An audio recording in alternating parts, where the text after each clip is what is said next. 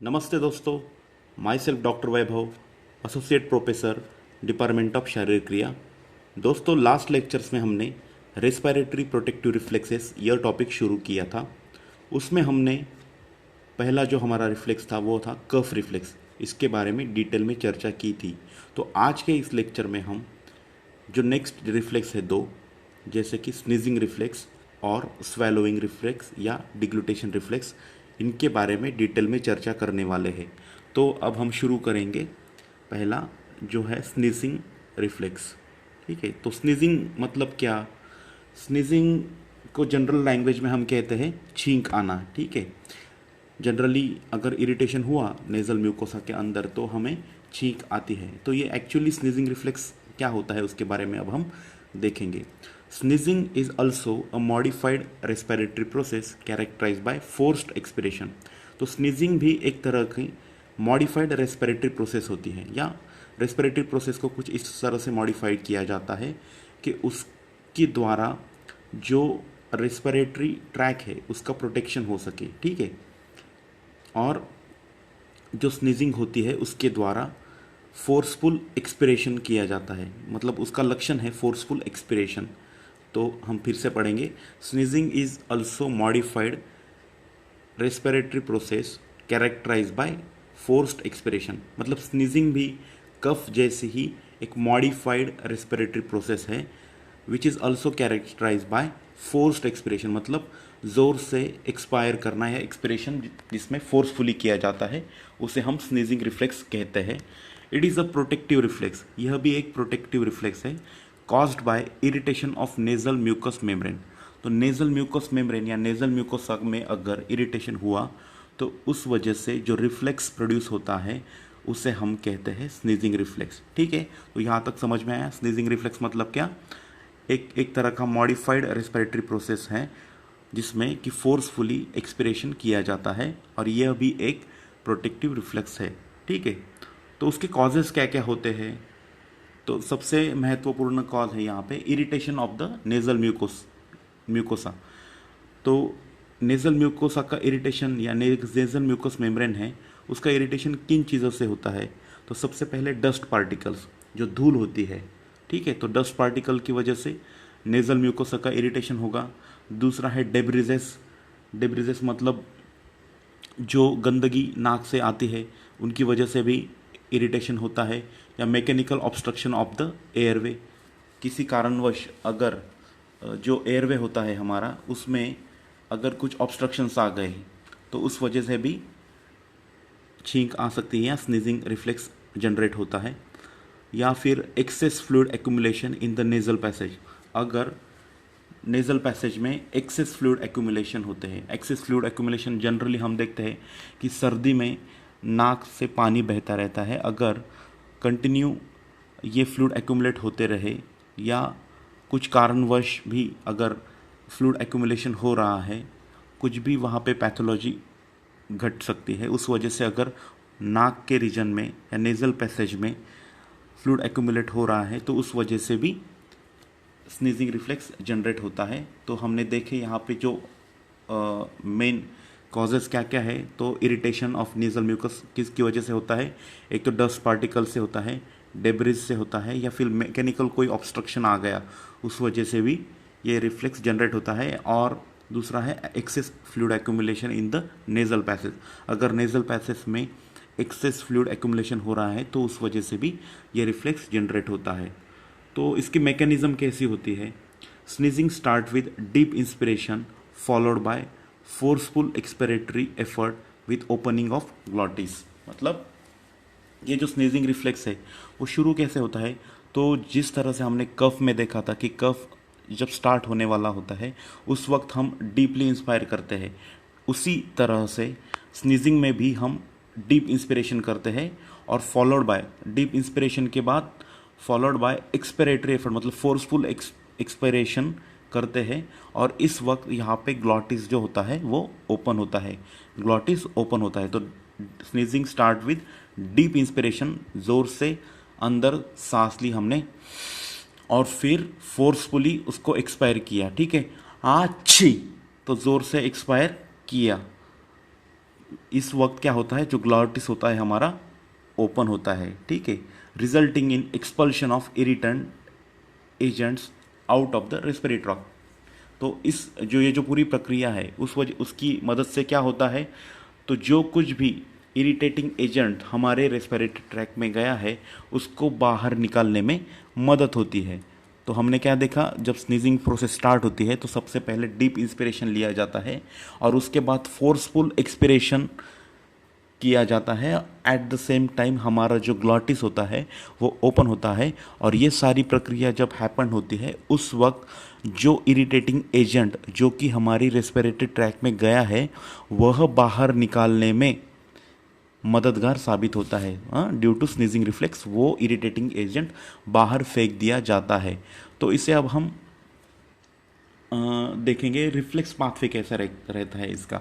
Reflex pathway मतलब जो control होता है ये स्नीजिंग रिफ्लेक्स का, वो जो कंट्रोल से किस तरह से एक्शन होती है, मतलब किस तरह से जो नर्व्स है वो इम्पल्स कैरी करती है और फिर जो स्नीजिंग सेंटर है हमारा जो प्रेजेंट रहता है मेडुला ऑब्लोंगेटा में, और फिर मेडुला ऑब्लोंगेटा से किस तरह से दूसरे सिग्नल्स आते हैं और उनके द्वारा जो हमारे ट्रकिया एंड रेस्पिरेटरी मसल्स होते हैं उनमें क्या क्या एक्शन होती है वो अब हम देखेंगे।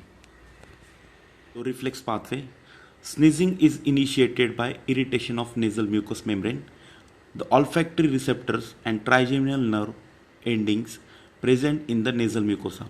ठीक है, तो हमें पता है कि स्नीजिंग स्टार्ट कैसे होती है, it initiate bye irritation of nasal mucosa, मतलब नेजल म्यूकोसा में कुछ इरिटेशन हुआ तो उसकी वजह से स्नीजिंग स्टार्ट हो जाती है।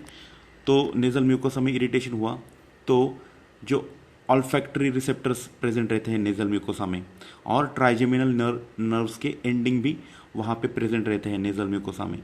तो क्या होता है, afferent nerve fibre passes through the trigeminal and olfactory nerves. तो एफरेंट नर्व फाइबर्स जो है वह ट्राइजेमिनल नर्व और ऑल्फैक्टरी नर्व के थ्रू जो स्नीजिंग सेंटर है मेडुला ऑब्लोंगेटा में वहाँ तक भेज दिए जाता है। तो ये एफरेंट नर्व फाइबर की मदद से मेडुला ऑब्लोंगेटा को जो सिग्नल मिले हैं तो वो मेडुला ऑब्लोंगेटा उस पर रिएक्ट करेगा और efferent nerve fibre from medullary centre pass via trigeminal nerve, facial, glossopharyngeal, vagus and intercostal nerve. तो फिर जैसे ही मेडुला ऑब्लोंगेटा के पास कुछ मैसेज आएगा तो मेडुला ऑब्लोंगेटा उस पर रिएक्ट करेगा और फिर through efferent nerve fibres medullary centre से trigeminal nerve, facial nerve, glossopharyngeal nerve, vagus nerve और इंटरकॉस्टल नर्व को एक सिग्नल भेज दिया जाता है और ये नर्व अपना सिग्नल आगे कैरी फॉरवर्ड करती है to the pharyngeal, tracheal and respiratory muscles को। ठीक है, तो ये इनको जैसे ही मैसेज मिलता है ये स्नीजिंग रिफ्लेक्स जनरेट हो जाता है, ये स्नीजिंग रिफ्लेक्स हैपन हो जाता है। ठीक है, तो इस तरह से हमने रिफ्लेक्स पाथवे को समझा। इसे हम अब डायग्राम में देखेंगे। ये डायग्राम हम देख सकते हैं यहाँ पे। जैसे ही यहाँ पे ये नेजल म्यूकोसा है समझो, तो नेजल म्यूकोसा में अगर इरिटेशन हुआ तो नेजल म्यूकोसा में रहता है ऑल्फैक्टरी रिसेप्टर्स रहते हैं और ट्राइजेमिनल नर्व्स के नर्व एंडिंग्स वहाँ पे प्रेजेंट होते हैं। जैसे ही कुछ इरिटेंट आएगा तो ये जो मैसेज है वो चला जाएगा मेडुला ऑब्लोंगेटा में, ब्रेन में वो चला जाएगा और फिर मेडुला ऑब्लोंगेटा से इफरेंट नर्व फाइबर्स जो कि मैसेज भेजेगी किसको, via trigeminal nerves, facial nerve, glossopharyngeal nerve and intercostal muscle को वो मैसेज भेजेगी और उसके बाद क्या होगा, जो फेरेंजियल, ट्रकियल और रेस्पिरेटरी मसल है तो उनको जो सप्लाई होता है नर्व फाइबर्स का, उनकी वजह से ये स्नीजिंग रिफ्लेक्स हैपन हो जाता है, ये स्नीजिंग रिफ्लेक्स जनरेट होता है। ठीक है, तो मैं आशा करता हूँ इस तरह से आपको ये स्नीजिंग रिफ्लेक्स समझ में आया होगा। तो दोस्तों नेक्स्ट हमारा रेस्पिरेटरी प्रोटेक्टिव रिफ्लेक्स है स्वेलोइंग रिफ्लेक्स, या उसे हम डिग्लूटेशन रिफ्लेक्स भी कहते हैं। इसे हमने लास्ट चैप्टर्स में देखा है, जब हम डाइजेस्टिव सिस्टम देख रहे थे तब स्वेलोइंग रिफ्लेक्स के बारे में डिटेल चर्चा की थी। तो इसे अब हम समझेंगे। Swallowing reflex is a respiratory protective reflex that prevents the entry of food particle into air passage during swallowing. मतलब यह भी एक रेस्पिरेटरी प्रोटेक्टिव रिफ्लेक्स है।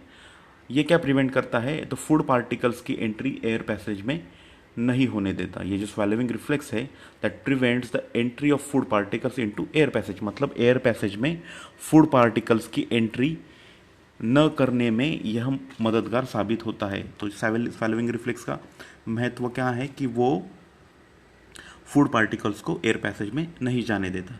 तो ये किस तरह से हैपन होता है? While swallowing of food the respiration is arrested for a while. जब हम फूड को स्वैलो करते हैं तो रेस्पिरेशन जो होता है कुछ सेकेंड्स के लिए, फ्रैक्शन ऑफ सेकेंड्स के लिए अरेस्ट होता है। अरेस्ट होता है या मतलब फ्रैक्शन ऑफ सेकेंड के लिए ये बंद होता है। Temporary arrest of the respiration is called as apnoea. अगर टेम्पररी रेस्पिरेशन अरेस्ट होता है उसे हम एपनिया कहते हैं। Arrest of the breathing during swallowing is called swallowing apnoea और डिग्लूटेशन एपनिया।